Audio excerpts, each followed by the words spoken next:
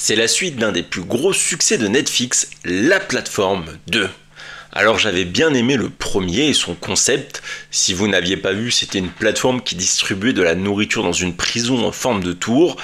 Et forcément, quand vous étiez à l'étage 300, ça se passait pas très bien, il restait pas grand chose. Bon, cette suite elle est clairement pas au même niveau. On se retrouve de nouveau dans cette espèce de prison. Mais cette fois, la différence, c'est que les prisonniers ont fait des règles entre eux afin de gérer, on va dire, la vie en collectivité autour de la nourriture. Alors j'ai trouvé que ça ajoutait un aspect politique assez intéressant, car on nous propose deux visions de la société en quelque sorte. Il y a une partie, les loyalistes, eux ils sont pour les règles, mais vraiment, on les respecte à la lettre près. Et de l'autre, les barbares, c'est plus un courant libertarien. On fait ce qu'on veut, on en a rien à foutre si ça impacte les autres.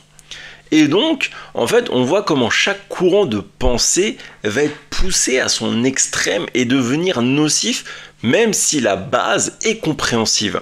Ça fait que forcément cette suite elle est beaucoup plus violente que son prédécesseur, on n'est pas vraiment dans le même style de film. L'autre voilà, il y avait une tension, une incompréhension, on découvrait ce qu'il se passait.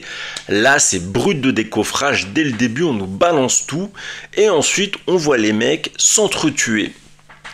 Et donc, même si l'idée de base est bonne, voilà, de faire des règles, etc., j'ai trouvé que l'exécution n'était pas très bonne, voilà, j'ai pas été fasciné, je me suis ennuyé pas mal de fois, parce que justement c'est beaucoup trop bourrin, et on perd ce petit truc qui faisait la différence de la plateforme.